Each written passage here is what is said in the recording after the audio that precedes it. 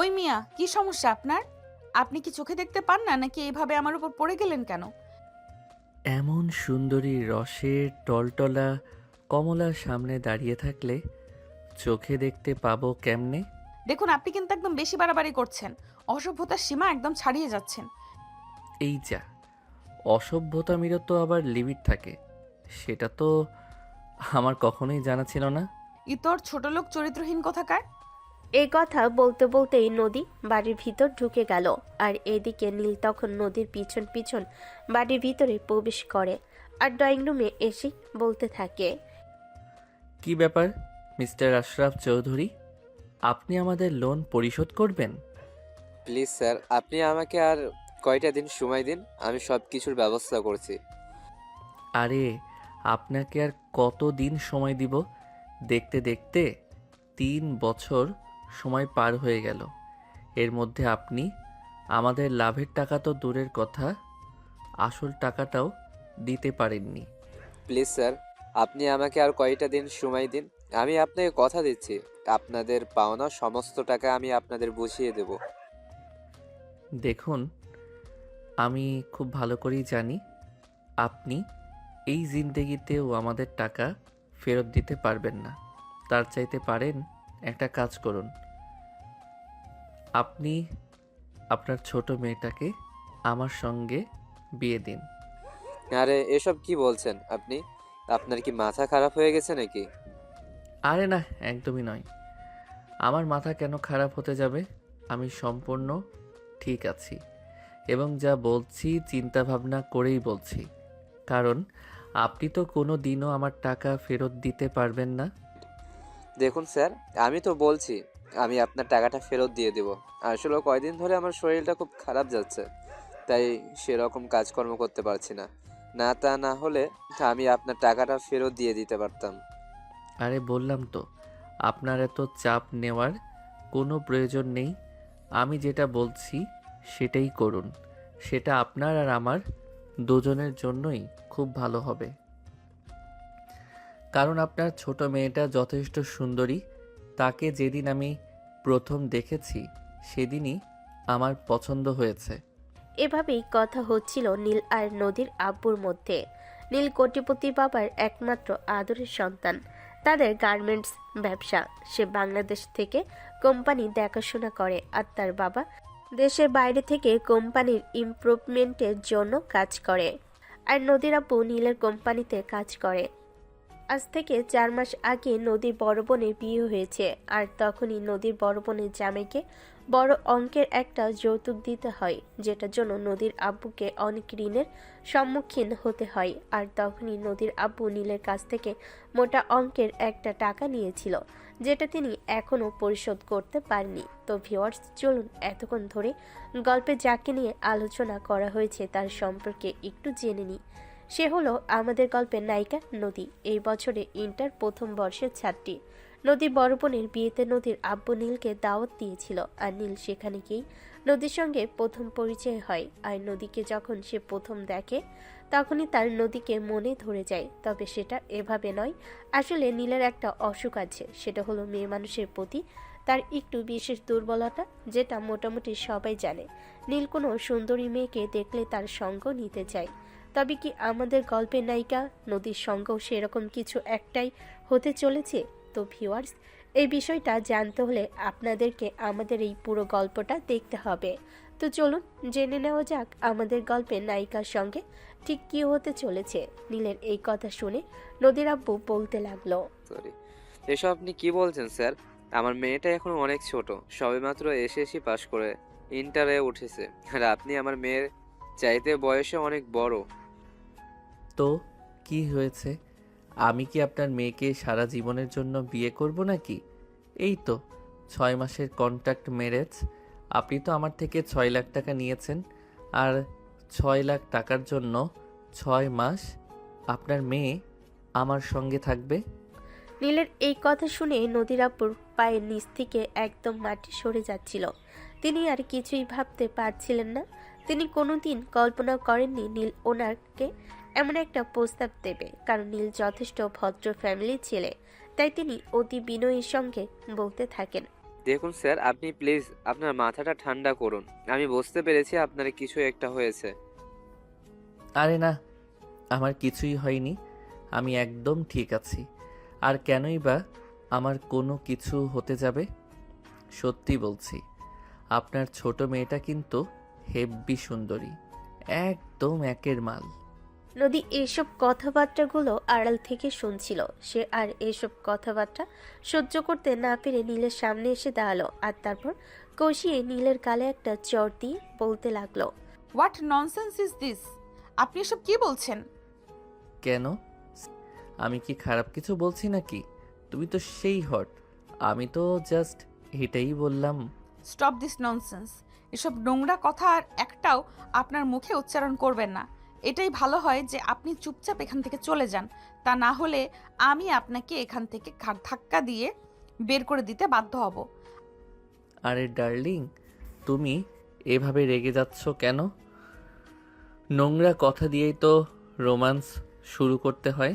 আপনাকে শেষবারের মতো বলছি, এখান থেকে চুপচাপ বের হয়ে চলে যান। ভদ্রতার সীমা অতিক্রম করবেন না, তাহলে কিন্তু আমার চাইতে খারাপ কেউ হবে না। কেন ডার্লিং, কি করবে তুমি আমার সঙ্গে? যেটা আপনি চান আমি আপনার সঙ্গে সেটাই করব, কারণ আপনি ভদ্রতার মুখোশ পরে থাকলেও ভদ্রলোক নন, তাই আপনার সঙ্গে ভদ্র আচরণ করা যায় না। তখনই পাশ থেকে নদীর আপু নিজের মেয়ে নদীকে বলতে লাগলেন। মা, তুই রাগ করিস না। তুই ভিতরে গিয়ে বস, স্যারের সঙ্গে আমি কথা বলছি, দেখছি কি করা যায়। ঠিক আছে, শুধু তুমি বলছো বলে আমি বাড়ির ভেতরে চলে যাচ্ছি, তা না হলে এর শেষ আমি দেখে ছাড়তাম। মিস্টার নীল, ভালোভাবে এখান থেকে চলে যান। এই বলে নদী ভিতরের রুমে চলে গেল। এদিকে নদীর আপু আবার নীলের সঙ্গে কথা বলতে লাগলো। দেখুন স্যার, আমার মেয়েটা যেটা করেছে ভুল করেছে। আপনার সঙ্গে এভাবে কথা বলা একদম উচিত হয়নি। ওর হয়ে আমি আপনার কাছে ক্ষমা চাচ্ছি। প্লিজ আপনি ওকে ক্ষমা করে দিন। না না, মিস্টার আশরাফ চৌধুরী, আপনার মেয়ে ক্ষমার অযোগ্য অপরাধ করেছে। তাই এখন আমি যেটা চাইবো আপনাকে সেটাই করতে হবে। আচ্ছা স্যার, ঠিক আছে, আপনি বলুন আপনি কি চান, আমি আপনাকে সেটাই দেওয়ার চেষ্টা করব। আশরাফ চৌধুরী, চিন্তা ভাবনা করে কথা বলুন। প্রথমত, আমি আপনার কাছে 6 লক্ষ টাকা পাই। দ্বিতীয়ত, আপনার মেয়ে আমার সঙ্গে খুব বাজে ব্যবহার করেছে, তার জন্য কিন্তু আপনাকে বড় একটা মাশুল দিতে হবে। আপনি প্রস্তুত তো? বেশ কিছুক্ষণ চুপ করে রইলেন আশরাফ চৌধুরী। কিছুক্ষণ চিন্তা করার পর বলতে লাগলেন। ঠিক আছে, আমি আপাতত সত্য মেনে নিলাম, আপনি যা চাইবেন তাই হবে। হয়তো ঠিক 2 ঘন্টার মধ্যে আপনি আমার সম্পূর্ণ টাকা আমাকে বুঝিয়ে দেবেন, নয়তো ঠিক 2 ঘন্টার মতোই আপনার মেয়েকে আমার হাতে তুলে দিবেন। এখন সিদ্ধান্ত আপনার। এই কথা শুনে নদীর আপু কি বলবে কিছুই বলতে পারছেন না, কারণ মেয়েকে তো তিনি কোনোভাবেই এই প্রস্তাবের জন্য রাজি করাতে পারবেন না। কারণ আর যাই কিছু হয়ে যাক না কেন, নদী কখনোই নিজের সিদ্ধান্ত থেকে এত সহজে পিছিয়ে আসে না। কিন্তু এদিকে 2 ঘন্টার মধ্যে 6 লক্ষ টাকা ম্যানেজ করে দেওয়া কোনোভাবেই সম্ভব না। 2 ঘন্টা কেন, 2 মাসের মধ্যেও তিনি এটা পারবেন না, কারণ বর্তমানে তাদের আর্থিক অবস্থা খুবই খারাপ। এই সব কিছুই তিনি বসে বসে চিন্তা করছিলেন। এদিকে প্রায় আধা ঘন্টা সময় অতিবাহিত হয়ে গেছে। নীল তখনও নদীদের বাড়ির ড্রয়িং রুমে বসে আছে। তাই নীল আবারও নদীর আব্বুকে জিজ্ঞাসা করলো।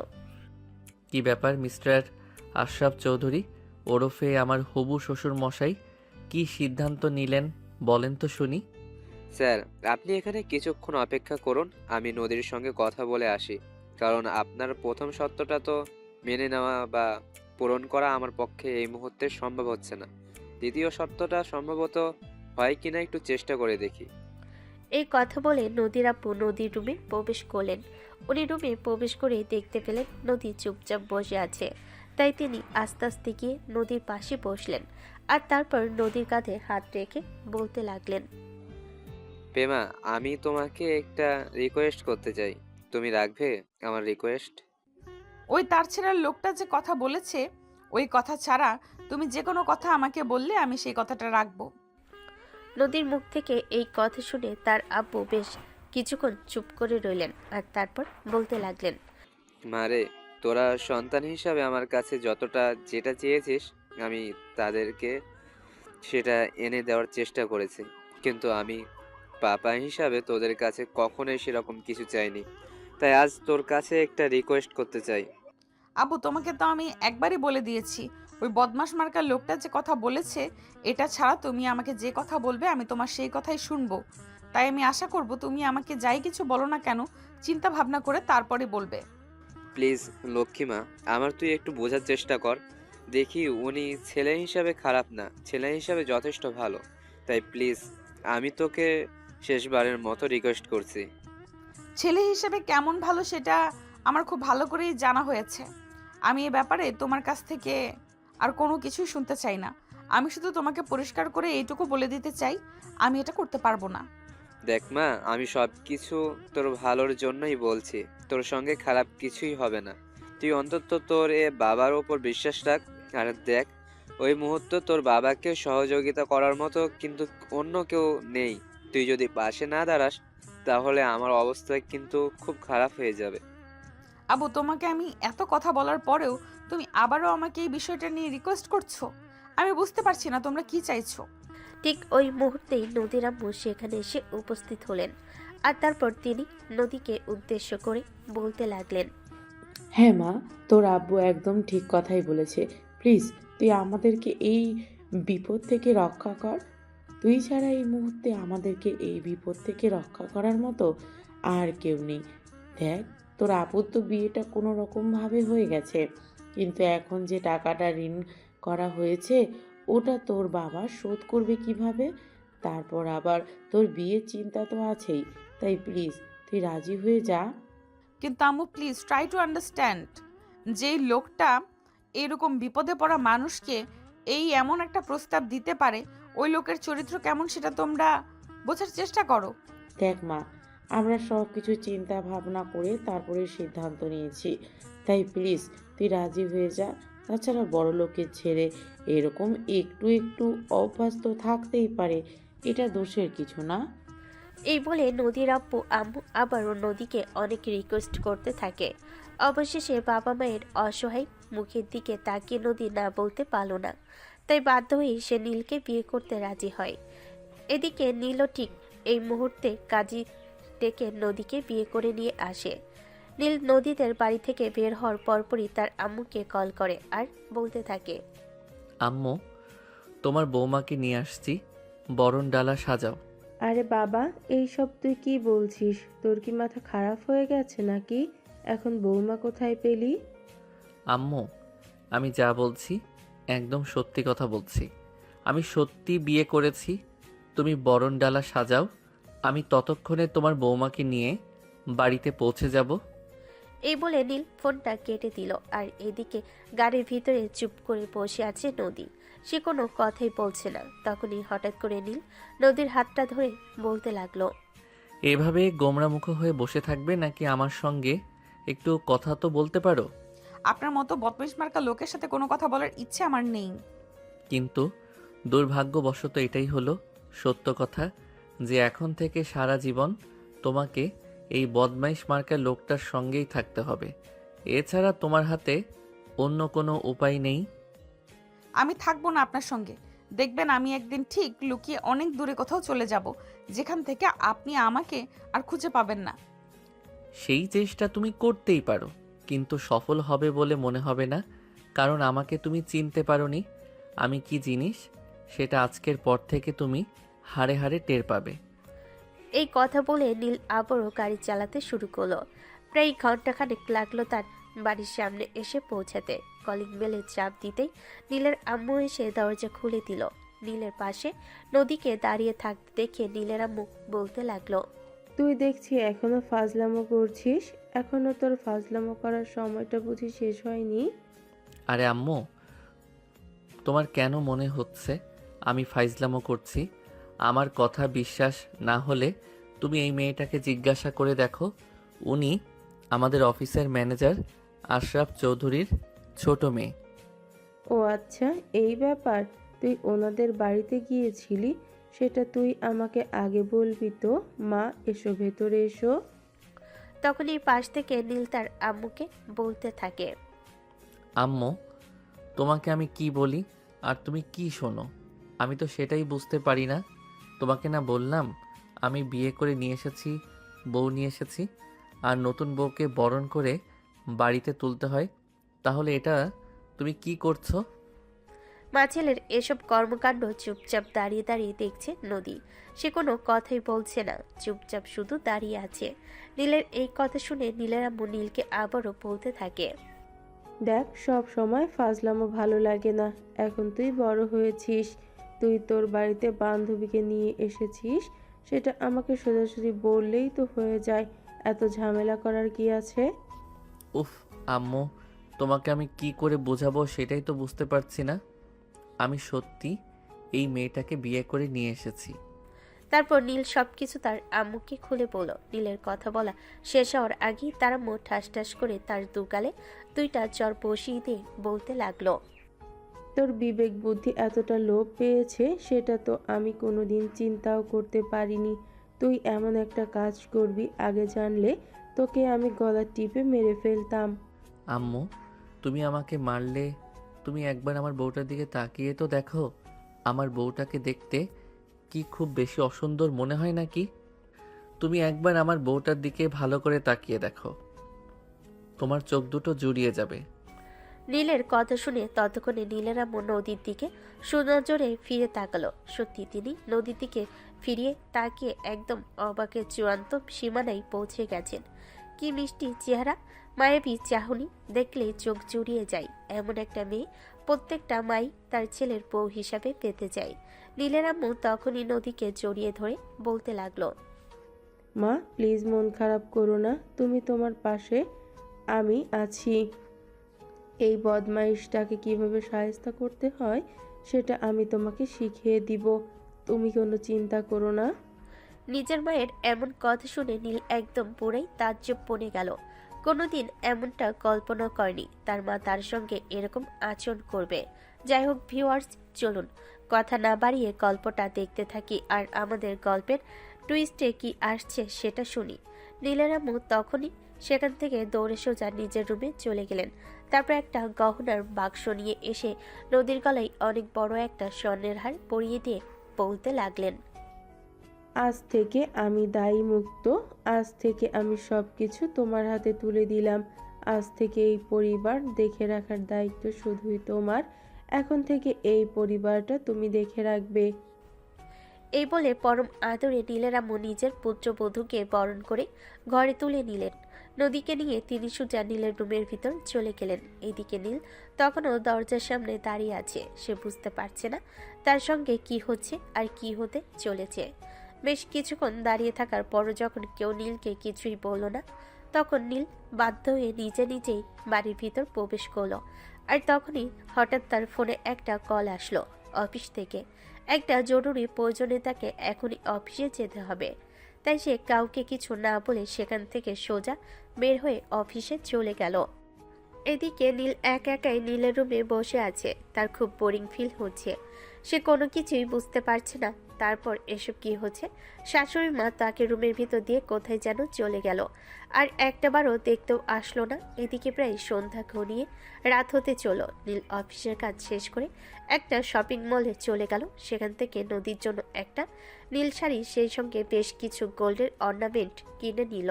তারপর সেগুলো প্যাকেট করে নিয়ে বাড়িতে চলে আসলো। বাড়িতে আসা মাত্রই দেখতে পেল তার আম্মু ড্রয়িং রুমে বসে আছে। তার আম্মু তাকে দেখে একদম ভূত দেখার মতো চমকে গেলেন, কারণ তিনি এতক্ষণ নিজের রুমে ছিলেন। তিনি ভেবেছিলেন নীল হয়তো নদীর সঙ্গে আছে, তাই তিনি নীলকে দেখা মাত্রই উঠে দাঁড়িয়ে বলতে লাগলেন। কি রে নীল, এতক্ষণ তুই কোথায় ছিলি? আম্মু, আমার তো অফিস থেকে একটা কল এসেছিল, তাই আমি অফিসে চলে গিয়েছিলাম। কেন, কি হয়েছে? তুই অফিসে চলে গেছিলি, এই কথাটা আমাকে বলে গেলেই তো পারতি। আমি তো আরও ভেবেছি তুই হয়তো তোর রুমে আছিস।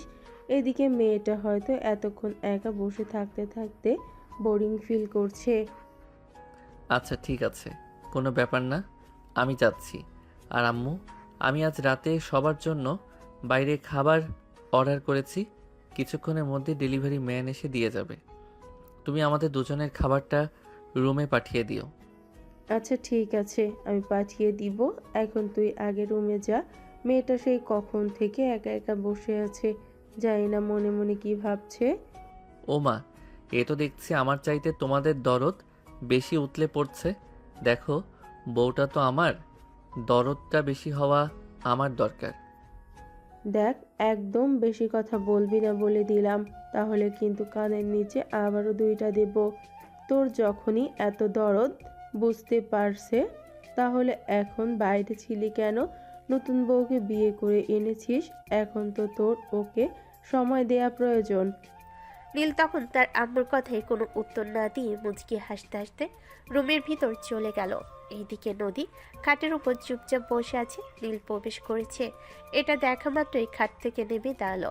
আর এটা দেখে নীল এই তো গম্ভীর গলায় নদীকে বলতে থাকলো, কি হলো? ওখানে বসেছিলে তো নেমে আসলে কেন?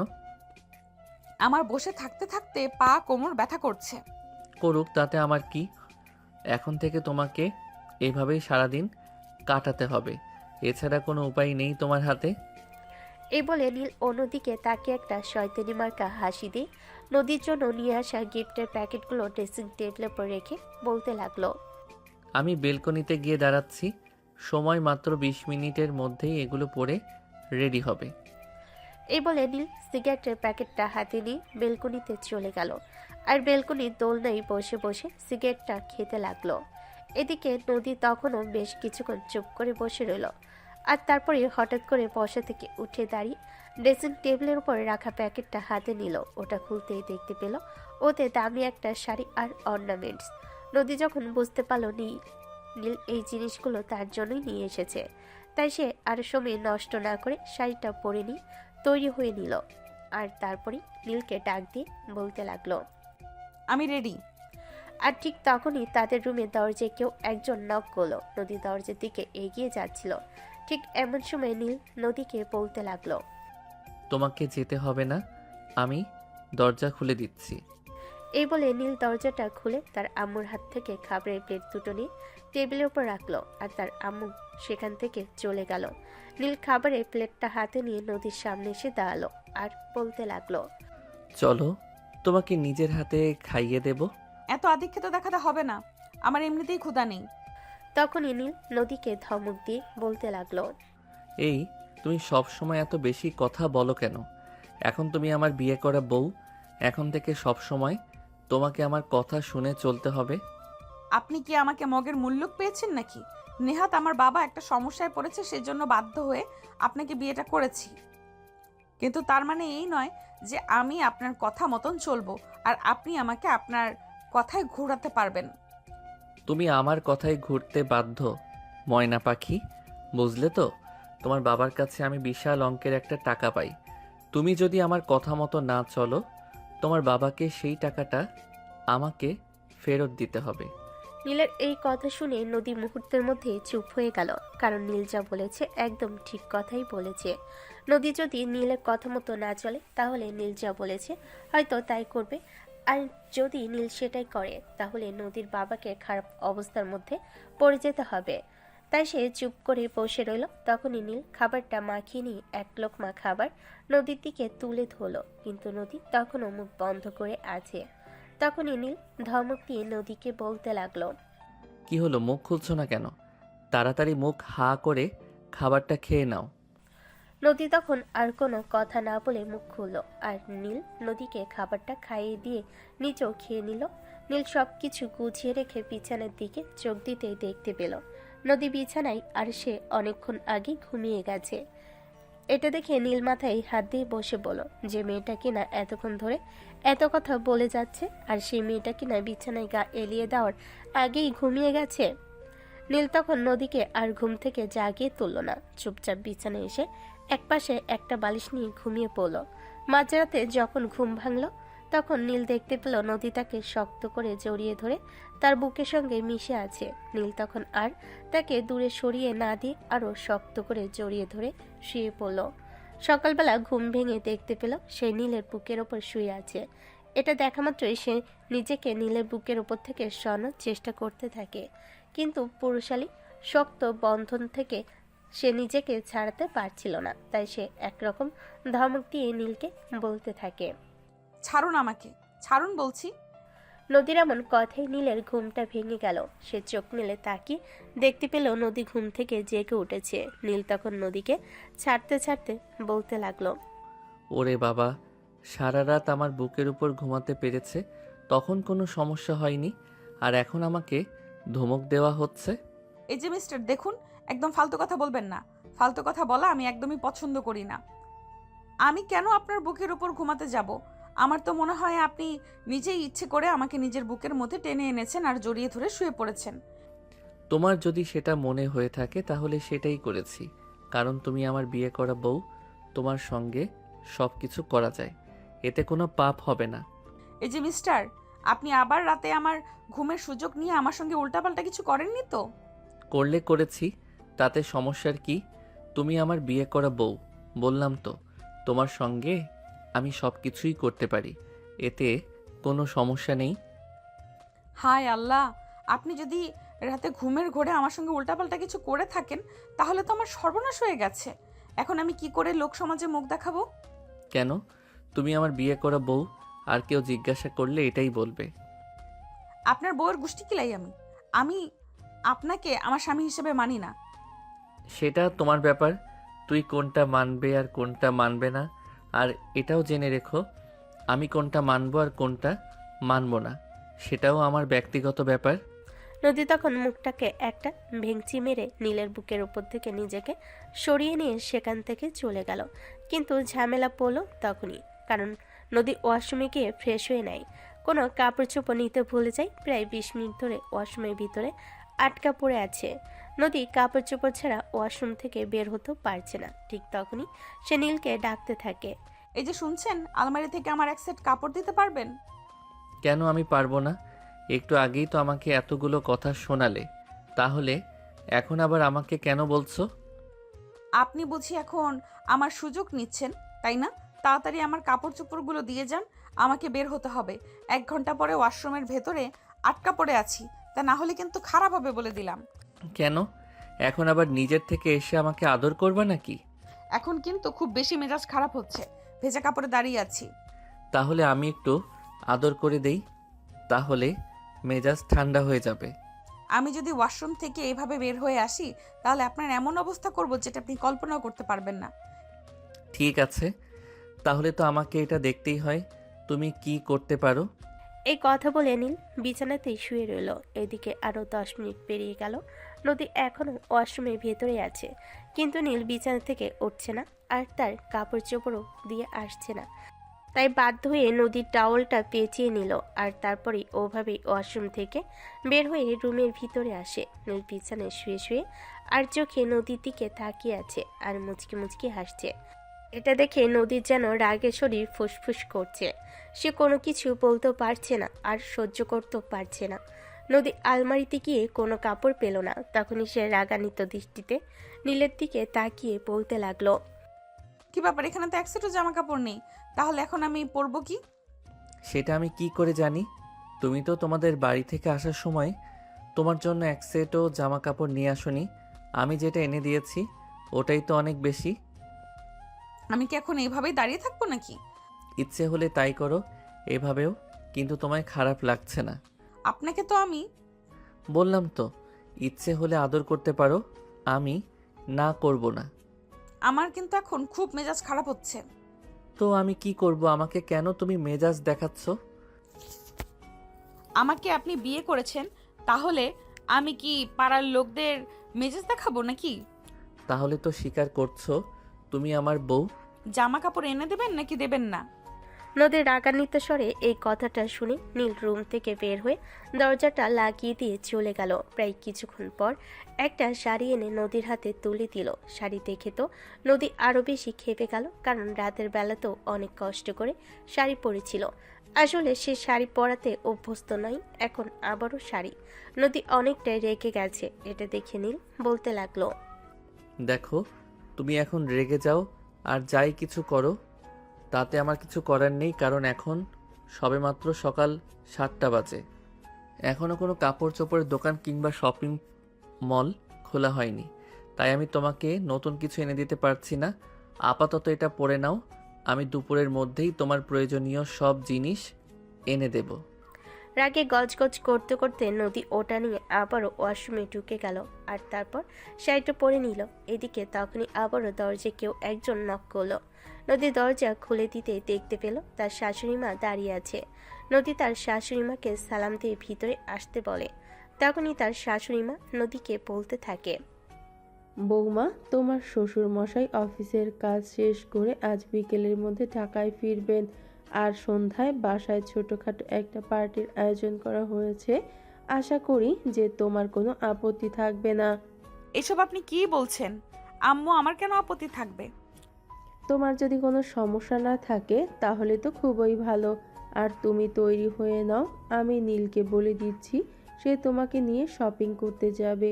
তোমার পছন্দ মতো তোমার প্রয়োজনীয় সব কিছু কিনে দেবে, আর বিকেলে পার্টিতে পরার জন্য একটা ড্রেসও কিনে নিবে। কিন্তু আম্মু, আমি আপনার ছেলের সঙ্গে কোথাও যেতে চাই না। আপনার ছেলে একটা বদের হাড্ডি, সব সময় আমাকে শুধু জ্বালাতন করতে থাকে। কোনো চিন্তা করো না বৌমা, এখন তুমি এসে গেছো, আমি তোমায় শিখিয়ে দিব কিভাবে এই বদের হাড্ডিটাকে সোজা করতে হবে। এখন নিচে এসো, আমি সবার জন্য নাস্তা বানিয়েছি, সবাই একসঙ্গে নাস্তা করব। এই বলে নীলের আম্মু সেখান থেকে চলে গেল আর তারপর নদী রেডি হয়ে নিচে চলে আসে। এদিকে নীল কিছুক্ষণ পর ফ্রেশ হয়ে নিচে এসে দেখে নদী আর তার আম্মু নাস্তা করে নিয়েছে। এটা দেখে নীল তার আম্মুকে বলতে লাগলো, কি ব্যাপার আম্মু, তুমি তো কোনোদিনও আমাকে রেখে নাস্তা করো না, তাহলে আজ হঠাৎ আমাকে রেখে নাস্তা করে নিলে ব্যাপারটা কি? আমি তো কিছুই বুঝতে পারছি না। তোকে এত কিছু বোঝার কথা তো কেউ বলেনি। তোকে যেটা করতে বলা হয়েছে তুই সেটাই কর। চুপচাপ নাস্তাটা করে নে, বৌমাকে নিয়ে বৌমার প্রয়োজনের আর সব জিনিসপত্র এনে দিবি, আর বিকেলে পার্টিতে পরার জন্য একটা গ্রাউন্ড কিংবা পার্টি ড্রেস কিনে দিবি। আম্মু, আমি ওসব কিনে দিতে পারবো না। আমি তোমার বৌমাকে আমার পছন্দ মতো একটা শাড়ি কিনে দেব, কারণ শাড়িতেই বাঙালির নারীকে সুন্দর লাগে। এই চুপ কর তুই, আর একটা কথাও বলবি না। তোর কথা মতো সব কিছু হবে নাকি? আমি যেটা বলেছি তোকে এটাই শুনতে হবে। তুই বৌমাকে নিয়ে যাবি, বৌমার যেটা পছন্দ হয় বৌমাকে সেটাই কিনে দিয়ে নিয়ে আসবে। তারপর আর কোনো কথা শুনতে চাই না আমি। মায়ের ধমক শুনে নীল আর কোনো কথা বলল না, চুপচাপ খাবারটা খেয়ে নিল আর তারপর রুমে এসে রেডি হয়ে নদীকে নিয়ে শপিং করতে চলে যায়। বিকেল হতে না হতেই নীলের আব্বু বাড়িতে চলে আসে। নতুন বৌমাকে দেখে তো নীলের আব্বু অনেক খুশি হয়, কিন্তু তার মধ্যে একটু রাগ আর ক্ষোভ থেকে গেল, কারণ নীল ওনার একমাত্র ছেলে। উনি চেয়েছিলেন ছেলের বিয়েটা খুব ধুমধাম করে দেবেন। শহরের নামি দামি সব ব্যক্তিবর্গকে তিনি তার ছেলের বিয়েতে ইনভাইট করবেন আর সবাই মিলে অনেক আনন্দ উল্লাস করবেন, কিন্তু এরকম হেয়ালির জন্য সেটা আর হয়ে উঠল না। তাই তিনি মনে মনে খুবই ব্যথিত হয়েছেন, কিন্তু সেটা সেভাবে কারোর সঙ্গে প্রকাশ করেনি, যদিও ওনার চেহারায় যথেষ্ট বোঝা যাচ্ছে। নীলের আব্বু নদীকে নিজের রুমে ডেকে নিলেন আর বলতে লাগলেন, বৌমা, আমি সবটাই শুনেছি। আমার ছেলের ব্যবহারের জন্য আমি আন্তরিকভাবে দুঃখিত। তুমি আমার ছেলেটাকে ক্ষমা করে দিও, কিন্তু তুমি বিশ্বাস করো, তুমি যেরকমটা ভাবছো আমার ছেলেটা মোটেও ওরকম নয়। আমার ছেলে তোমাকে ভালোবাসে। তারপর নীলের আব্বু বলতে থাকে, নীল তোমাকে যেদিন প্রথম দেখেছিল আমাদের বাড়িতে তোমার বোনের বিয়েতে গিয়ে, সেদিন থেকেই তোমাকে পছন্দ করে ফেলেছিল বিয়ে করার জন্য। কিন্তু তোমাকে এভাবে প্রস্তাব দিলে তুমি রাজি হতে না, কারণ তুমি যথেষ্ট আত্মসম্মান সচেতন একটা মেয়ে। তাই আমার ছেলে কায়দা করে তোমাকে এভাবে বিয়ে করেছে। তুমি প্লিজ ওর উপর রেগে থেকো না। নদী কোনো কথাই বলল না, চুপচাপ শ্বশুর মশাইয়ের বলা প্রত্যেকটা কথা শুনল আর তারপর সেখান থেকে চলে গেল। রুমে এসে চুপচাপ বসে আছে। তখনই নীল রুমের ভিতর প্রবেশ করলো সঙ্গে দুইটা মেয়েকে নিয়ে। মেয়েগুলোকে এভাবে রুমের ভিতর প্রবেশ করতে দেখে নদীর মাথায় যেন আকাশ ভেঙে পড়ল, কারণ সে বুঝতে পারছিল না এই মেয়েগুলো এখানে কেন এসেছে। তাই সে নীলকে উদ্দেশ্য করে বলতে থাকে, কি ব্যাপার, একটাতে বুঝি হয় না? এখন নতুন আরো দুইটা নিয়ে এসেছেন? হ্যাঁ, তো কি করব? আমি একটা তো আমার কথা শুনে না। তাই ওটাকে একটু মডিফাই করার জন্য বাকি দুইটাকে নিয়ে এসেছি। ম্যাডাম যান, আপনাদের কাজ শুরু করুন। এই বলে নদীকে কোনো কথা বলার সুযোগ না দিয়ে নীল রুমের দরজাটা বাইরে থেকে লাগিয়ে দিয়ে সেখান থেকে চলে গেল। আর মেয়ে দুইটা নদীর দিকে এগিয়ে যাচ্ছিল।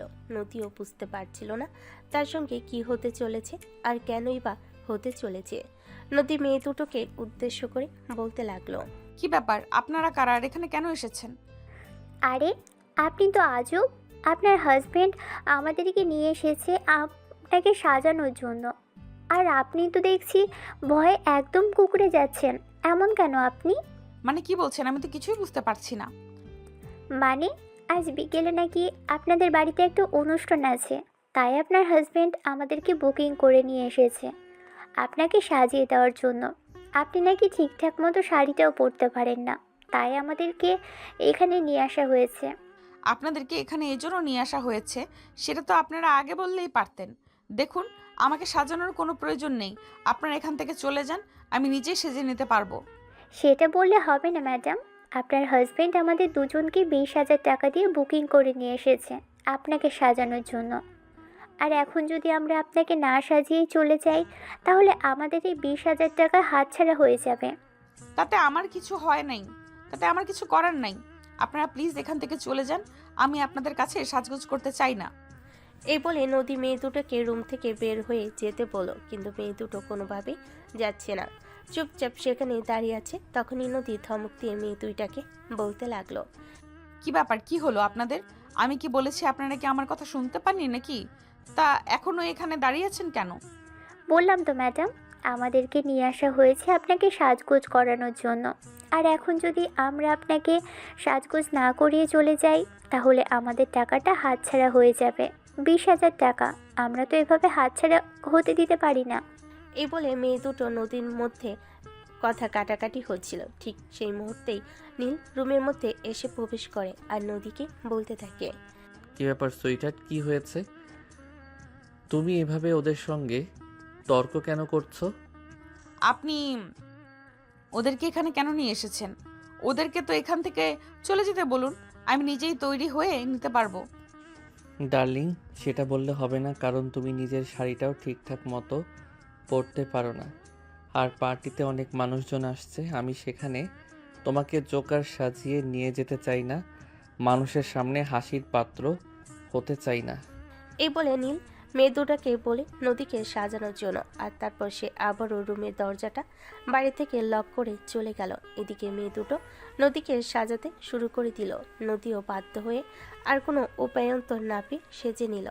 দেখতে দেখতে সন্ধ্যা হয়ে আসলো আর বাড়ি ভর্তি মেহমান আসতে শুরু করলো। সবাই উচ্চবিত্ত ফ্যামিলির লোক, সবাই হাই সোসাইটিতে বিলং করে। সেখানে নদী নিজেকে বেমানান মনে হচ্ছিল, তাই সে বারবার সেখান থেকে চলে আসতে চাইছিল, কিন্তু নীল তাকে সেটা করতে দিল না। অনুষ্ঠানের শুরুতে নীলের আব্বু নদী আর নীলকে নিজের কাছে ডেকে নিল আর সবার সঙ্গে নিজের পুত্রবধূর পরিচয় করিয়ে দিল। তারপরে শুরু হলো সেদিনকার পার্টি। পার্টি শেষ হতেই রাত 10টার মতো বেজে গেল। নদী ততক্ষণে রুমে এসেছে। নদীর শরীর খুব ক্লান্ত লাগছে, তাই সে ফ্রেশ না হয়েই বিছানায় শুয়ে পড়ল। রুমে এসে দেখি নদী ওভাবেই শুয়ে আছে। নীল তখন নদীকে ডেকে তুলে বলতে লাগলো, কি ব্যাপার, কি হয়েছে? তোমার শরীর খারাপ লাগছে নাকি? না, আমি ঠিক আছি। আমাকে নিয়ে আপনার চিন্তা করতে হবে না। আপনার যেটা নিয়ে চিন্তা করা প্রয়োজন, আপনি সেটা নিয়েই চিন্তা করুন।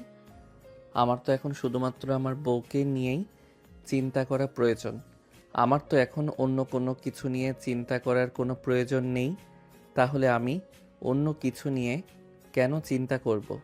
আমি শুধু আমার বউকে নিয়েই চিন্তা করব, বুঝতে পেরেছো? না, আমি বুঝতে পারিনি। আর কোনো কিছু বোঝার প্রয়োজন আছে বলেও আমি মনে করছি না। আর আমি ঘুমাচ্ছি, আমাকে কোনো প্রকার বিরক্ত করবেন না। নীল তখন নদীকে বলতে লাগলো, এই সেটা ভালো কথা, সেটা না হয় আমি বুঝলাম, কিন্তু সারা রাত দিন অনেক ধকল গেছে তোমার উপর দিয়ে।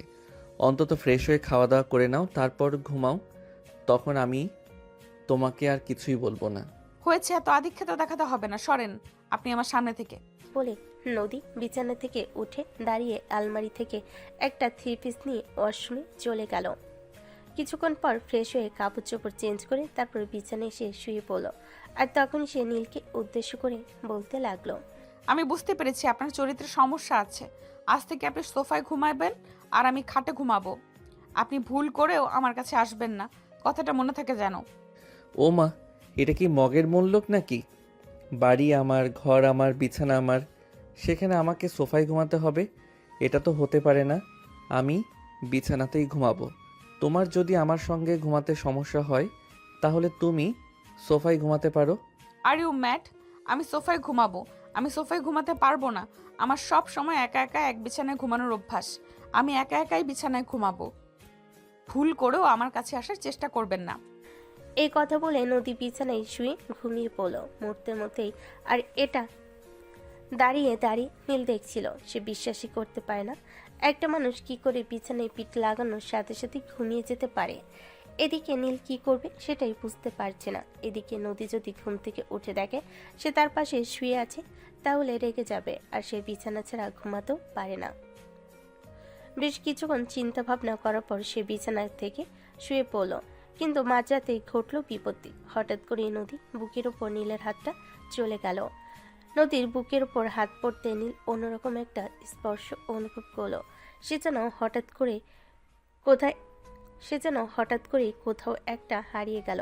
আস্তে আস্তে নদীর কাছে যেতে লাগলো। নিজের হাত দিয়ে নদীর বুকের ওপর হাত বুলাতে লাগলো।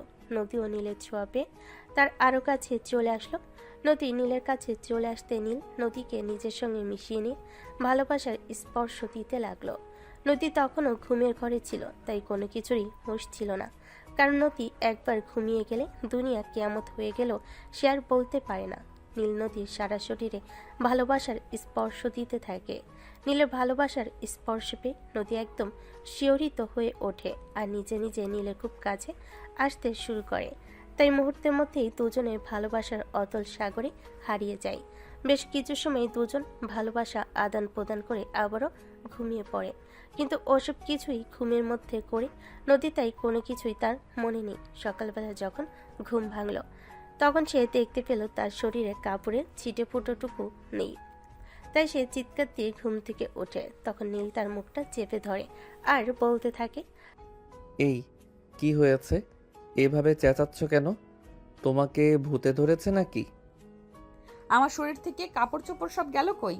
তখনই নীল নদীর মুখটা ছেড়ে দিয়ে মুচকি মুচকি হাসতে থাকে। এটা দেখে তো নদী একদম তেলে বেগুনে জ্বলতে থাকে আর বলতে থাকে, আপনি রাতের বেলায় ঘুমের ঘোরে আমার সঙ্গে উল্টাপাল্টা কিছু করেছেন। আমি আপনাকে আগেই বলেছি আপনি আমার সঙ্গে একই বিছানায় ঘুমাতে আসবেন না, কারণ আপনার চরিত্রে সমস্যা আছে। এই দেখো, একদম তুমি আমাকে দোষ দিয়ে কথা বলবে না। তোমার কি কোনো দোষ নেই নাকি? তুমি তো নিজেই আমার কাছে এসেছো। এই দেখুন, একদম মিথ্যা কথা বলবেন না। আমি কখনোই আপনার কাছে যাইনি, বরঞ্চ আপনি নিজেই জোর করে আমার কাছে চলে এসেছেন। আমার এত বড় সর্বনাশ করে ফেলেছেন। হায় আল্লাহ, এখন আমার কি হবে? এই দেখুন, একদম মিথ্যা কথা বলবেন না। আমি কখনোই আপনার কাছে যাইনি। বলেন যে আপনি নিজেই জোর করে আমার কাছে চলে এসেছেন আর আমার এত বড় সর্বনাশ করে ফেলেছেন। হায় আল্লাহ, এখন আমার কি হবে? এই বলে নদী কান্না শুরু করে দেয়। আর এদিকে নীল মুচকি মুচকি হাসতে থাকে আর বলতে থাকে, কি আর হবে ম্যাডাম, কিছুই তো হবে না। এখন শুধুমাত্র এটাই হবে যেটা আমি চাইবো। মানে কি বলছেন আপনি? যদিও উল্টাপাল্টা কিছু হয়ে যায় তারপরও আমি এই সব কিছু শেষ করে দেব। আমি কোনোভাবেই আপনার সন্তানের মা হতে পারবো না। মিসেস নদী, তুমি আমার ভালো মানুষের রূপটা দেখেছো, কিন্তু খারাপ মানুষের রূপটা তুমি এখনো দেখোনি। আর যদি দেখতে না চাও তাহলে তুমি যেটা চিন্তা করছো সেটা করার চিন্তাও করো না। আপনি আর একটাও কথা বলবেন না আমার সঙ্গে। আর কি এমন খারাপ হওয়ার বাকি আছে? যা হওয়ার সব হয়ে গেছে। আপনি তো আমার সব কিছু শেষই করে দিয়েছেন। মুখটা বন্ধ করো আর চুপচাপ ফ্রেশ হয়ে আসো। একটা কথাও বলবে না। এদিকে নীলের এমন কথা শুনে নদী আরো অনেক বেশি রেগে যাচ্ছিল। সে নিজেকে আর কোনোভাবে কন্ট্রোল করতে পারছিল না। কি করবে বুঝতে না পেরে তখন সে তার বড় বোনকে ফোন করে। আসসালামু আলাইকুম আপু, কেমন আছিস? ওয়ালাইকুম আসসালাম। এই তো আলহামদুলিল্লাহ ভালোই আছি। তোর কি অবস্থা? তুই কেমন আছিস? আমি ভালো নেই রে আপু। আমার সঙ্গে সব খারাপ হচ্ছে, ভালো কোনো কিছুই হচ্ছে না। কেন, কি হয়েছে? আমাকে খুলে বল তো শুনি, তা না হলে আমি বুঝবো কি করে। আপু, ওই লোকটা আমার সঙ্গে আজ জোর করে সব কিছু করে নিয়েছে। মানে তুই কি বলছিস? আমি তো কিছুই বুঝতে পারছি না, একটু খুলে বল তো শুনি। দেখ আপু, একদম নাটক করিস না। তুই বিবাহিত একটা মেয়ে, আর আমি কি বলতে চাইছি সেটা তোর বোঝার অপেক্ষায় রাখে না।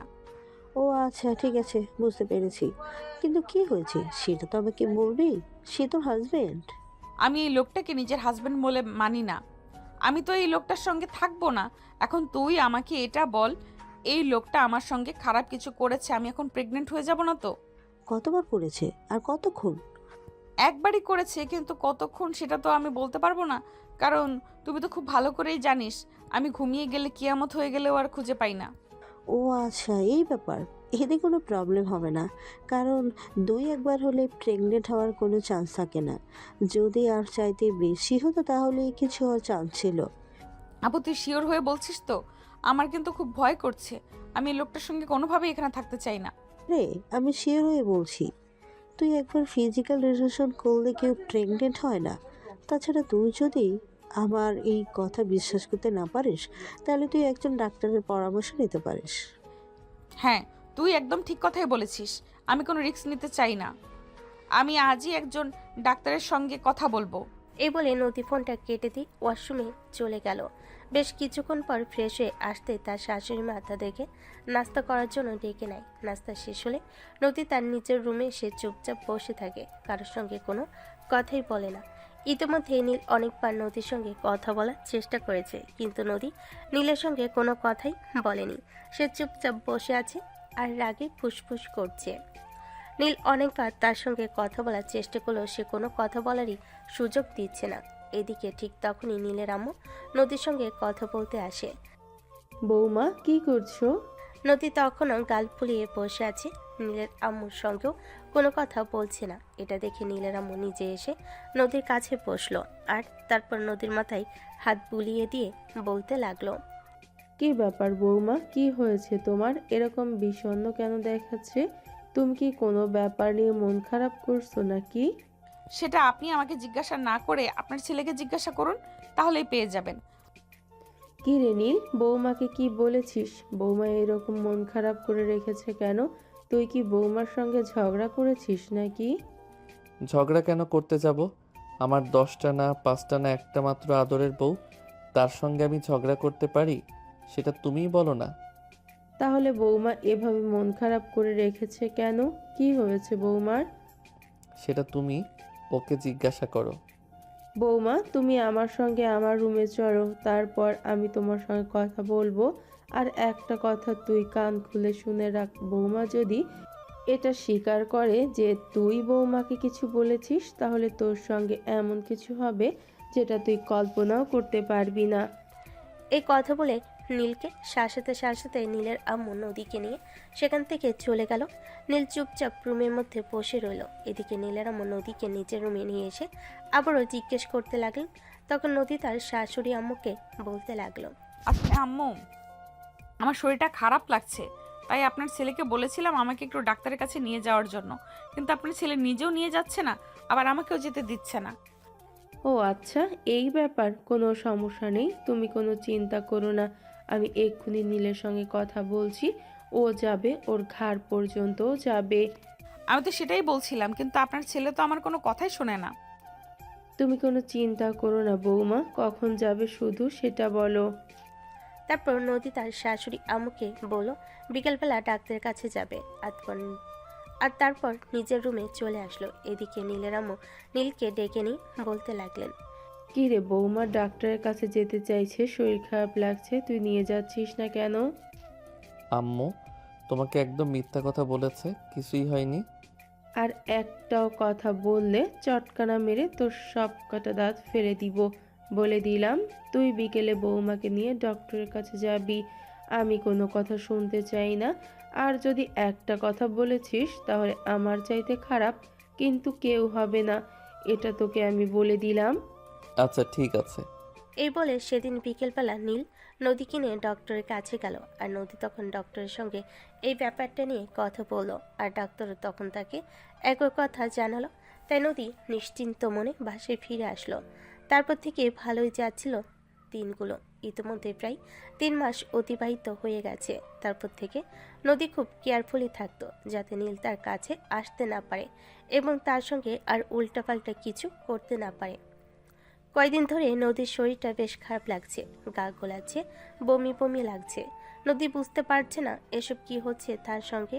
সে মনে মনে ভাবছে হয়তো গ্যাস্ট্রিকের প্রবলেম হচ্ছে, তাই সে কয়েকদিন ধরে নিয়মিত গ্যাস্ট্রিকের ওষুধ খাচ্ছে, কিন্তু কোনোভাবেই কাজ হচ্ছে না, বরঞ্চ দিনকে দিন প্রবলেমগুলো বেড়েই চলেছে। নদীর এমন অবস্থা দেখে তার শাশুড়ি আম্মু তাকে বলে, বৌমা, কদিন ধরে দেখছি তোমার শরীরটা বড্ড খারাপ হয়ে যাচ্ছে। খাওয়া দাওয়া ঠিক মতো করতে পারছো না। কিছু কি হয়েছে তোমার? আম্মু আমি তো সেটা সঠিক বলতে পারছি না, কিন্তু কয়েকদিন ধরে খুব খারাপ লাগছে। ভাবলাম হয়তো গ্যাস্ট্রিকের সমস্যা হচ্ছে, তাই তো গ্যাস্ট্রিকের ওষুধ খাচ্ছি, কিন্তু কিছুতেই কিছু হচ্ছে না। তাহলে তো তোমার এখনই ডাক্তার দেখানোর প্রয়োজন। তুমি বিকেলে রেডি হয়ে থেকো, আমি নীলকে বলবো তোমাকে নিয়ে ডক্টরের কাছে যাওয়ার জন্য। আম্মু তখনই নীলকে ফোন করলো আর নদীকে নিয়ে বিকেলবেলা ডক্টরের কাছে যাওয়ার জন্য বলল। নীল বিষয়টা কিছুটা আন্দাজ করতে পারলো, তার আম্মুকে কিছুই বললো না। বিকেল 3টার মধ্যে অফিসের কাজ শেষ করে বাসায় চলে আসলো, আর তারপর নদীকে নিয়ে ডক্টরের কাছে চলে গেল। ডক্টর নদীর বলা কথাগুলো শুনে বুঝতে পারলেন নদী প্রেগনেন্ট, কিন্তু যেহেতু নদী এই বিষয়টা মানতে চাইছে না, তাই ডক্টর নদীকে বেশ কয়েকটা টেস্ট করাতে বললেন, সেই সঙ্গে আল্ট্রাসোনোগ্রামও করতে বললেন। নদী ডক্টরের কথা অনুযায়ী সবগুলো টেস্ট করলো এবং অবশেষে আল্ট্রাসোনোগ্রাম করতে গেল। সেখানেই ঘটল বিপত্তি। যদিও প্রেগনেন্সি পজিটিভ এসেছে, তবুও নদী মানতে নারাজ। সে আল্ট্রাসোনোগ্রাম করেই দেখতে চায়, আর আল্ট্রাসোনোগ্রামও 3 মাসের একটি স্পষ্ট ভ্রূণ ধরা পড়ল। নদীর মাথায় যেন আকাশ ভেঙে পড়ল। সে কি করবে কিছুই বুঝতে পারছে না। তখনই সে ডক্টরের কাছে ছুটে গেল আর বলতে লাগলো, দেখুন ডক্টর, আমি এই বাচ্চাটিকে পৃথিবীতে আনতে চাই না। আমি এই বাচ্চাটিকে নষ্ট করে ফেলতে চাই, অ্যাবর্শন করাতে চাই। দেখুন মিসেস নদী, আমি বুঝতে পেরেছি আপনার ব্যাপারটা, কিন্তু আপনি যদি করাতে চান তাহলে আপনার হাজব্যান্ডের অনুমতি লাগবে। আপনার হাজব্যান্ডের অনুমতি ছাড়া আমরা কিছুই করতে পারবো না। অন্যথায় যদি আপনার হাজব্যান্ড আমাদের বিরুদ্ধে কোনো নোটিশ করে, আমাদের ক্ষতি হতে পারে। আরে ডক্টর, বোঝার চেষ্টা করুন। ওই বদমাইশ মার্কা লোকটা কোনোভাবেই আমাকে অ্যাবর্শন করতে দিতে চাইবে না, কিন্তু আমিও এই লোকটার সঙ্গে থাকতে চাই না। আমি অ্যাডভোকেটের সঙ্গে কথা বলে রেখেছি, কিছুদিনের মধ্যেই আমি এই লোকটাকে ডিভোর্স দিয়ে দিব। আই এম সরি ম্যাডাম, আপনি অ্যাবরেশন করাতে চাইলে আপনার হাজব্যান্ডের অনুমতি এবং এগ্রিমেন্ট পেপারে একটা সাইন করতে হবে, অন্যথায় এটা করা আমাদের পক্ষে পসিবল নয়। আরে doctor, please try to understand. আমি শয়তান মার্কার লোকটা কোনোভাবেই আমাকে এটা করতে দেবে না, কিন্তু আপনি আমাকে একটু সহযোগিতা করুন। I am so sorry madam, আমার পক্ষে কিছুই করা সম্ভব নয়। আপনি কেন এটা বুঝতে পারছেন না? সরি, আপনি অন্য কিছু করুন। ডক্টর তখন আর নদীকে কোনো কথা বলার সুযোগ না দিয়ে নদী তখন আর কোনো উপায়ন্তর না পেয়ে ডক্টরের কেবিন থেকে বের হয়ে চলে আসলো, আর তারপরেই পাশে এসে নীলকে বলতে লাগলো, দেখুন মিস্টার, আমি এই বাচ্চাটা নষ্ট করতে চাই। এটা অ্যাবর্শন করাতে হলে আপনার অনুমতি লাগবে। তো এখন আমার কাছে কোনটা বলতেছো? তো সেটাই বলো। আমি ঘুরিয়ে পেঁচিয়ে কথা বলা একদম পছন্দ করি না। আমি সোজাসাপটা কথা বলছি। আমি এখানে তো গড়িয়ে বেশি কোনো কথা বলছি না। তাহলে বুঝতে এত সমস্যা কেন হচ্ছে? আমি অ্যাবর্শন করাবো এবং আপনাকে আমার সঙ্গে যেতে হবে। ডাক্তারকে আপনার পারমিশন দিতে হবে। কথাটা বলতে দেরি হলো, কিন্তু নদীর দুগালে ঠাস ঠাস করে কয়েকটা চর পড়তে দেরি হলো না। তুমি ভাবলে কি করে আমি তোমাকে এটা করতে দেব? ভুলে যেও না, পেটটা তোমার হলেও সন্তানটা কিন্তু আমার। আর আমার সন্তানকে আমি নিজের হাতে খুন করব, এতটাও কাপুরুষ আমি নই। কেন করছেন আপনি আমার সঙ্গে এরকম? কেন আমার জীবনটাকে এইভাবে নরকে পরিণত করছেন? আপনি যদি সেদিন আমার সঙ্গে এই কাজটা না করতেন, তাহলে তো আর আমার ঘরে সন্তান আসতো না, আর আজ আমাকে এই পরিস্থিতির মুখোমুখিও হতে হতো না। দেখ মেয়ে, একদম এত কথা বলবি না। তোকে যেটা বলেছি তোকে সেটাই করতে হবে। তোকে ভালোবাসি বলে তুই এটা মনে করিস না আমি তোর সব কিছু সহ্য করে নেব। আমি তোকে ভালোবাসি বলে তোর সব পাগলামি সহ্য করলেও আমি নিজের সন্তানের খুনি কখনোই হতে পারবো না। ও আচ্ছা, এই ব্যাপার। তাহলে ঠিক আছে, একটা কথা আপনি কান খুলে শুনে রাখুন, আমি এই আপদটাকে আমার পেট থেকে বের করে তারপরে আমি এখান থেকে চলে যাব। আপনি যত যাই কিছু করেন না কেন, আমাকে কোনোভাবেই বেঁধে রাখতে পারবেন না। এই কথা বলে নদী মোবাইলটা হাতে নিয়ে সোজা বেলকনিতে চলে গেল। আর তখনই তার বড় বোনকে ফোন করে বলতে লাগলো, আপু, তুই আমার সঙ্গে এরকমটা করতে পারলি? তুই নিজেই তো বলেছিলি 2-1 বার করলে কিছুই হয় না, কিন্তু এখন আমি 3 মাসের প্রেগনেন্ট। এটা কিভাবে হলো বল আমাকে। হয়েছে তো হয়েছে, তো কি হয়েছে? এমন তো নয় যে বাবা ছাড়া সন্তান জন্ম নিচ্ছে। এই সন্তানের তো বাবা আছে, তাহলে সন্তানকে পৃথিবীতে আলো দেখাতে তো সমস্যা কোথায়? আমি তো সেটাই বুঝতে পারছি না। আপু, এখন তুইও আমার সঙ্গে পোল্টি খাচ্ছিস, তাই না? ঠিক আছে, তোদের যার যেটা ভালো মনে হয় তোরা সেটাই কর, কিন্তু বিশ্বাস কর, এই সব কিছু করে তোরা আমাকে কখনোই আটকে রাখতে পারবি না। আমি তোদের এইসব ষড়যন্ত্রকে মোকাবেলা করে একদিন না একদিন এই সব কিছু ছেড়ে চলেই যাব। এরপর নদী তার বোনকে আর কোনো কথা বলার সুযোগ না দিয়ে মোবাইল কেটে দিল। এদিকে দেখতে দেখতে সময় পার হয়ে যাচ্ছে আর নদীর মধ্যে একটা প্রাণ বেড়ে উঠছে। নীল নদীকে এখন অনেক বেশি কেয়ার করে, সবসময় তার যত্ন নেয়, কি লাগবে না লাগবে সব ব্যাপারে খেয়াল রাখে। নদীর জন্য প্রতিদিনই নতুন কিছু না কিছু একটা নিয়ে আসে যাতে নদীর মন ভালো থাকে, কিন্তু নদী সব কিছুতেই নিজেকে কোনোভাবেই আসক্ত করতে পারছে না। তার মনে শুধু একটাই চিন্তা ঘুরপাক খাচ্ছে, এই সন্তানটা পৃথিবীতে আসার পর সে এখান থেকে চলে যাবে অনেক দূরে, যেখানে গেলে তার খোঁজ কেউ পাবে না। নদী ইতিমধ্যেই 9 মাসের অন্তঃসত্ত্বা। কিছুদিন পরেই তার ডেলিভারি ডেট। তার এখন চলাফেরা করতেও খুব বেশি কষ্ট হয়, তাই নীল অফিস থেকে ছুটি নিয়েছে আর সব কিছু ম্যানেজারকে বুঝিয়ে দিয়েছে। যতদিন পর্যন্ত নদীর গর্ভের সন্তান ভূমিষ্ঠ না হয় ততদিন পর্যন্ত নীল অফিসে যাবে না, সারাক্ষণ নদীর পাশেই থাকবে। আর এদিকে নদী এসব কিছু আর সহ্য করতে পারছে না, সব কিছু তার কাছে শুধুমাত্র আদিক্ষেতা মনে হচ্ছে। তাই তো সে নীলকে বলেই ফেলল, দেখুন মিস্টার, আপনাদের সব আদিক্ষেতা আমার আর সহ্য হচ্ছে না। প্লিজ, আমি এই সব কিছু থেকে মুক্তি পেতে চাই। আপনি এভাবে আমার পেছনে পড়ে থাকবেন না। নদী, এসব কথা তুমি বলতে পারলে? আমি তোমাকে ভালোবাসি, আর তোমার গর্ভে আমার সন্তান। তোমাদের দুজনের দেখাশোনা করা আমার দায়িত্ব। আমি আমার দায়িত্ব থেকে কখনোই নিজেকে সরিয়ে নিতে পারি না। তুমি অসুস্থ, তোমার পাশে থাকা আমার দায়িত্ব এবং কর্তব্য। আপনার দায়িত্ব কর্তব্যের গোষ্ঠী কিলাই। আপনি কেন এটা বুঝতে পারছেন না? আপনাকে আমি সহ্য করতে পারি না। 1000বার 1000টা কথা বলার পরেও কেন আপনি বেহায়ের মতো আমার পেছনে পড়ে আছেন? কেন বুঝতে চাইছেন না আমি আপনাকে আমার চোখের সামনে দেখতে চাই না?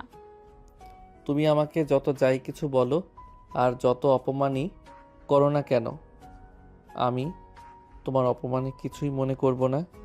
আমি তোমার কথায় আমার দায়িত্ব থেকে একটু পিছিয়ে যাব না। তোমার গর্ভে আমার বংশধর আসতে চলেছে বলে কথা। এই বলে নীল নদীকে আগের মতোই সেবা যত্ন কন্টিনিউ করতে থাকে, কিন্তু নদীতেও কোনোভাবেই এসব কিছু সহ্য করতে পারতো না। সব কিছুই তার কাছে বিষাদময় মনে হতো। দেখতে দেখতে নদীর ডেলিভারি ডেট ঘনিয়ে আসে। এই তো আজ সকালবেলা হঠাৎ করে নদীর ডেলিভারি পেইন ওঠে। নদীর অবস্থা খারাপ হতে শুরু করে। নদীর অবস্থা দেখে নীল আর এক মুহূর্ত দেরি করলো না, অ্যাম্বুলেন্সে ফোন দিল এবং মুহূর্তের মধ্যেই নদীকে নিয়ে হসপিটালে চলে আসলো। নদীর এবং বাচ্চার শারীরিক অবস্থা ভালোই ছিল, তাই কিছুক্ষণের মধ্যেই নর্মাল ডেলিভারিতে নদীর একটা মেয়ে সন্তানের জন্ম হয়। মেয়েটা দেখতে একদম হুবহু নদীর মতোই দেখতে ছিল। এক কথায় বলতে গেলে নদীর কপি ভার্সন। নীল, তার ফ্যামিলি এবং নদীর ফ্যামিলির সবাই অনেক বেশি খুশি ছিল, কিন্তু নদীকে মুহূর্তের জন্য একটু খুশি হতে দেখা যায়নি। যদিও এই বিষয়টা ফ্যামিলির সবাই নোটিশ করেছিল, কিন্তু কেউই নদীকে কোনো কথা বলার সাহস পেল না। কারণ একটাই, নীল কোনোভাবেই চায় না তার ভালোবাসার মানুষটার কোনোভাবেই মন খারাপ হোক, কিংবা তার ভালোবাসার মানুষটা কারোর কথাই বিন্দুমাত্র কষ্ট পাক। 3 দিন নদীকে শারীরিকভাবে ঠিকমতো সুস্থ হওয়ার জন্য হসপিটালে রাখা হয় এবং নদী সুস্থ হলে তাকে 3 দিন পর বাসায় নিয়ে আসা হয়। সব কিছু ঠিকঠাকই চলছিল, কেউ বুঝতেই পারছিল না নদীর মনের মধ্যে কিছু একটা চলছে, নদী কিছু একটা করতে পারে। নদীও এমন ভাব করছিল যে সে নিজেও কাউকে কোনো কিছু বুঝতে দিচ্ছিল না। বাবুর বয়স আজ 7 দিন, আজ আকিকা দিয়ে নাম রাখা হবে। কিন্তু সকালবেলা ঘুম থেকে উঠতেই সেই সকালটা নীল এবং তার ফ্যামিলির সবার জন্য একটা দুধর্ষ সময় সকাল হয়ে উঠল। নীল ঘুম থেকে উঠেই দেখতে পেল নদী বিছানায় নেই, মেয়েটা ঘুমাচ্ছে। সে মনে মনে ভাবলো হয়তো বেলকুনিতে আছে কিংবা বাইরে হাঁটতে গেছে। এদিকে মেয়েটা তখন ঘুম থেকে উঠে পড়ে। নীল মেয়েটাকে নিয়ে ব্যস্ত হয়ে পড়ে, তাকে নিয়ে ঘরের মধ্যেই পায়চারি করতে শুরু করে। কিন্তু মিনিট পেরিয়ে ঘন্টা পার হলো, কিন্তু নদীর রুমে আসার কোনো নাম গন্ধ নেই। তাই নীল মেয়েকে কোলে নিয়ে নদীকে খুঁজতে শুরু করলো, কিন্তু কোথাও খুঁজে পেল না। বাড়ির প্রত্যেকটা রুম থেকে শুরু করে বেলকনি থেকে শুরু করে ছাদ এবং বাগান পর্যন্ত ঘুরে দেখলো, কিন্তু কোথাও নদীর চিহ্নটুকু পাওয়া গেল না। ইতিমধ্যে নীলের আম্মু এই বিষয়টা লক্ষ্য করেন এবং নীলকে তিনি এ ব্যাপারে জিজ্ঞাসা করেন।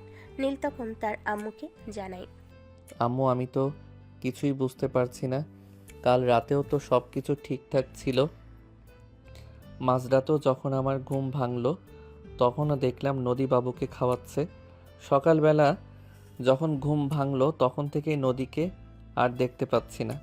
আমি সারা বাড়ি বাগান এবং বাইরেও খোঁজ করে দেখেছি, কিন্তু কোথাও তার চিহ্নটুকু নেই। আমি কি এখন তার ফ্যামিলিকে এই ব্যাপারে জানাবো? হ্যাঁ অবশ্যই, একটা জলজ্যান্ত মানুষ হঠাৎ করে এভাবে গায়েব হয়ে গেল, এটা তো তার ফ্যামিলিকে জানাতেই হবে, এছাড়া তো অন্য কোনো উপায় নেই। আচ্ছা ঠিক আছে, তাহলে আমি নদীর আব্বুর সঙ্গে কথা বলে দেখি। এই বলে নীল তখনই মোবাইলটা হাতে নিয়ে নদীর আম্পুর নাম্বারে ফোন দিল আর তারপর বলতে লাগলো, আসসালামু আলাইকুম আব্বু, কেমন আছেন? ওয়ালাইকুম আসসালাম। বাবা, এই তো আলহামদুলিল্লাহ, আল্লাহ রহমতে ভালোই আছি। তোমাদের কি অবস্থা? তোমরা কেমন আছো? আর আমার নানু ভাই কেমন আছে? সব কিছুই ঠিক আছে, কিন্তু আব্বু একটা বিশাল প্রবলেম হয়ে গেছে। আপনাকে কিভাবে যে ব্যাপারটা খুলে বলবো এটাই বুঝতে পারছি না। কি হয়েছে বাবা? সেটা আমাকে খুলে বললে, তা না হলে আমি বুঝবো কি করে? আসলে বাবা, নদীকে সকাল থেকে কোথাও খুঁজে পাওয়া যাচ্ছে না। এসব তুমি কি বলছো? সব কিছু তো ঠিকঠাক ছিল, তাহলে হঠাৎ করে আবার কি হলো? হ্যাঁ আব্বু, সব কিছু একদম ঠিকঠাক ছিল। মাঝরাতেও যখন আমার ঘুম ভাঙলো তখন দেখলাম নদী বাবুকে ব্রেস্ট ফিডিং করাচ্ছে, কিন্তু সকালবেলা ঘুম থেকে উঠেই তাকে আর কোথাও খুঁজে পাওয়া যাচ্ছে না। ঠিক আছে, তুমি কোনো চিন্তা করো না, আমি থানায় ডায়েরি করেছি। দেখি কি হয়। একটা জলজ্যান্ত মানুষ তো আর এভাবে গায়েব হয়ে যেতে পারে না, তার পিছনে নিশ্চয়ই কোনো কারণ আছে। এই বলে নদীর আব্বু ফোনটা কেটে দিয়ে সেখান থেকে সোজা থানায় চলে গেল। আর এইদিকে নীল তার মতো করে খোঁজ করতে লাগলো, কিন্তু কোনোভাবেই নদীর কোনো খোঁজ পাওয়া গেল না। সময় পেরোতে লাগলো, নীল আর নদীর মেয়েটা বড় হতে শুরু করলো। মেয়েটার বর্তমান বয়স 4.5 বছর। মেয়েটা এখন মোটামুটি সব কথাই বলতে পারে, পড়াশোনাতেও মোটামুটি ভালো। তাই এই বছরই নীল তাকে একটা বাংলা মিডিয়াম স্কুলে ভর্তি করেছে। প্রতিদিন সকালবেলা ঘুম থেকে উঠে ফ্রেশ হয়ে মেয়েকে ঘুম থেকে তুলে ফ্রেশ করিয়ে দেওয়ার, নাস্তা করানো আর তারপর স্কুল পর্যন্ত পৌঁছে দিয়ে নিজের অফিসে যাও, এটা তার প্রতিদিনকার রুটিন। আর দুপুরবেলা নীলের আম্মু নাতনিকে স্কুল থেকে নিয়ে আসতেন। নীল তার মেয়ের নাম দিয়েছে নীলিমা জাহান পিতি। পিতি মাঝে মধ্যে তার বাবাকে প্রশ্ন করে, আব্বু, আমার বন্ধুদের সবার আম্মু আছে, কিন্তু আমার আম্মু নেই কেন? আমার আম্মু কোথায় গেছে? আমার আম্মু কি খুব পচা? না আম্মু, এভাবে বলে না। আম্মুরা কখনোই পচা হয় না। আমরা সবসময় ভালো এবং খুব ভালো হয়। তাহলে আমার আম্মু আমার কাছে আসে না কেন? আমার বন্ধুদের আম্মুরা তাদেরকে কত আদর করে, কই আমার আম্মু তো আমাকে একটুও আদর করে না। আমার তো আম্মুর ভালোবাসা পেতে খুব ইচ্ছে করে। কেন আমার আম্মু আমার কাছে আসে না, আমায় ভালোবাসে না, আমায় আদর করে না? প্লিজ প্রীতি, এভাবে বলো না। আম্মু খুব ভালোবাসে আর সম্মানের একজন আম্মু খুব ভালোবাসা আর সম্মানের একজন মানুষ। সে আসবে, দেখে নিও তুমি। একদিন না একদিন তোমার মায়ের টানে তাকে আসতেই হবে। কথাটা বলে নীল কাঁদতে শুরু করে দেয়, কারণ সে নদীকে এখনো ঠিক ততটাই ভালোবাসে যতটা প্রথম দেখাতেই বেসেছিল। আর এখন তো মেয়েটার জন্য প্রায় প্রতিদিনই তার কথা মনে করতে হয়, আর সেজন্যই নীল আরও অনেক বেশি কষ্ট পায়। যদি তার নদীর কথা মনে না পড়তো তাহলে হয়তো কষ্টটা একটু কম লাগতো। কিন্তু নদী সে এখন কোথায় আছে এই বিষয়ে সে কিচ্ছু জানে না, কারণ নদী এই বাড়ি থেকে চলে যাওয়ার পর কারোর সঙ্গে কোনো যোগাযোগ রাখে না, না তো শ্বশুর বাড়ির ফ্যামিলি, না তো বাবার বাড়ির ফ্যামিলি। প্রীতি স্কুলে ভর্তি হয়েছে আজ 6 মাস হলো। আজকে হঠাৎ করে প্রিন্সিপাল স্যার একজন নতুন ম্যাডামকে নিয়ে ক্লাসরুমে প্রবেশ করলো।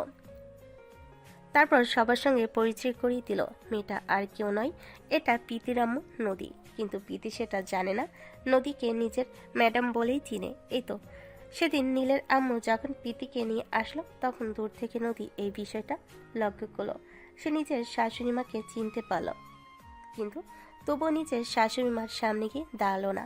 পরের দিন সকালবেলা যখন প্রীতি স্কুলে আসলো, তখনই নদী প্রীতির কাছে চলে গেল আর বলতে লাগলো, মামনি, কাল যে একজন তোমাকে নিতে এসেছিল উনি তোমার কে হয়? ও, তুমি আমার দাদুমণির কথা বলছো? উনি তো আমার দাদুমণি হয়, প্রতিদিনই আমাকে নিতে আসে। কেন তোমার দাদুমণি তোমায় নিতে আসে কেন? তোমার আম্মু কোথায়? তোমার আম্মু তোমাকে নিতে আসে না? না, টিচার আমার আম্মু আমাকে নিতে আসে না। আমার আম্মু আমার সাথে থাকে না।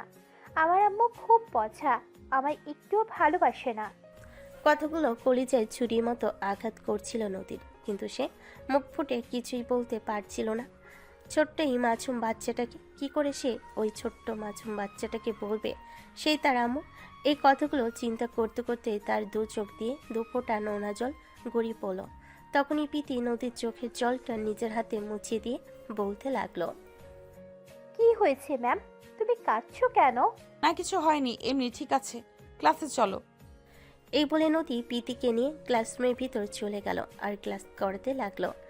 এদিকে সেদিন হঠাৎ করে নীলের আম্মু একটু অসুস্থ হয়ে পড়াতে নীলকেই আসতে হলো প্রীতিকে স্কুল থেকে ড্রপ করার জন্য। ঠিক ওই মুহূর্তে প্রীতির ক্লাস করাচ্ছিল নদী। নীল স্কুলে এসে সোজা প্রীতি ক্লাসরুমে চলে এসেছিল। দরজার সামনে দাঁড়িয়ে যেই না বলো, প্রীতি আব্বু চলে এসেছে, চলে এসো। ক্লাস কখন শেষ হয়ে গেছিল, তারপর নদী প্রীতিদের ক্লাসে বসে সবার সঙ্গে গল্প করছিল। নীলের গলার আওয়াজটা শুনে নদী পিছন ফিরে তাকায়, আর তখনই নদী আর নীলের চোকাচুকি হয়েছে। নীল নদীকে দেখে একদম স্তব্ধ হয়ে যায়। সে আশাই করেনি এত বছর পর এখানে এসে নদীর দেখা মিলবে। নীল অবাক দৃষ্টিতে নদীর দিকে তাকিয়ে থাকে আর বলতে থাকে, তুমি এখানে কিভাবে? নদী তখনই নীলের সামনে গিয়ে দাঁড়িয়ে তার হাত দুটো ধরে বলতে লাগলো, প্লিজ তুমি আমাকে ক্ষমা করে দাও। যা করেছি খুব বড় অন্যায় করে ফেলেছি। আমাকে আমার সন্তানটাকে ফিরিয়ে দাও। তুমি ক্ষমার অযোগ্য অপরাধ করেছো। তুমি আমাকে নয়, নিজের সন্তানকে কষ্ট দিয়েছো। তোমাকে আমি কখনোই ক্ষমা করতে পারবো না। প্লিজ আমাকে একটাবারের মতো সুযোগ দাও। আমি জানি আমি কত বড় অন্যায় করেছি। প্লিজ, আমি আমার ভুলটা বুঝতে পেরেছি। আমাকে একটা সুযোগ দাও। কতগুলো শুনতে শুনতে প্রীতি তাদের দুজনের সামনে এসে দাঁড়ায় আর তারপর নীলকে বলতে থাকে, কি হয়েছে বাবা? ম্যাম তোমার হাত ধরে আছে কেন? ম্যাম তোমাকে কি বলছে? বাবা কিছু না, চলো। কেন করছো আমার সঙ্গে এরকম? প্লিজ আমাকে ক্ষমা করে দাও আর আমার সন্তানকে আমার কাছে ফিরিয়ে দাও। অসম্ভব, এটা কোনোদিনও সম্ভব নয়। তখনই প্রীতি তার বাবাকে বলতে থাকে, বাবা, ম্যাম কি বলছে? কাকে ফিরিয়ে দিতে বলছে? বলো না বাবা। তখনই নদী নীলের হাত দুটো ছেড়ে দিয়ে হাঁটু গেড়ে বসে প্রীতির হাত দুটো ধরে বলতে থাকে, প্রীতি, আমি তোমার সেই অভাগী মা যে তোমাকে ফেলে চলে গিয়েছিল। তুমি সত্যি কথা বলছো? তুমি আমার আম্মু? হ্যাঁ আম্মু, আমি একদম সত্যি কথাই বলছি। আমি তোমার আম্মু। তোমার আব্বুকে বলো তোমাকে যেন আমার কাছে ফিরিয়ে দেয়। না, আমি তোমার কাছে কখনোই ফিরে যাব না। আমি আব্বুর কাছে ভালো আছি। তুমি চলে যাও এখান থেকে। আমি তোমাকে দেখতে চাই না। চলো আব্বু, বাসে চলো। এ বলে প্রীতি তার আব্বুর হাত ধরে টানতে টানতে স্কুল থেকে বের হয়ে চলে আসছিল। তখনই পিছন থেকে নদী আবারও তাদের দুজনকে উদ্দেশ্য করে বলতে থাকে, প্লিজ তোমরা দুজনে আমাকে ক্ষমা করে দাও। আমাকে এই শেষবারের মতো একটা সুযোগ দাও।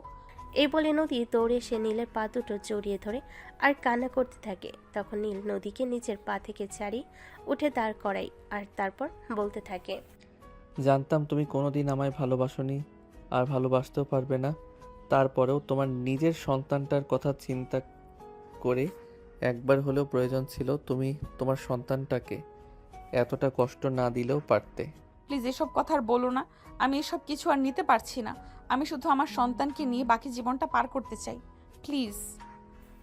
এই বলে নদী কান্না করতে থাকে। নীল তখন আর নদীর উপর অভিমান করে থাকতে পারেনি, কারণ সে নদীকে সত্যি ভালোবাসতো। তাই সে প্রীতিকে বলতে থাকে, মামুনি, আম্মুর কাছে যাও আর আম্মুকে নিয়ে বাসায় চলো।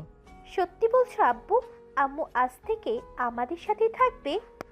হ্যাঁ মামুনি, তোমার আম্মু আজ থেকে আমাদের সাথেই থাকবে।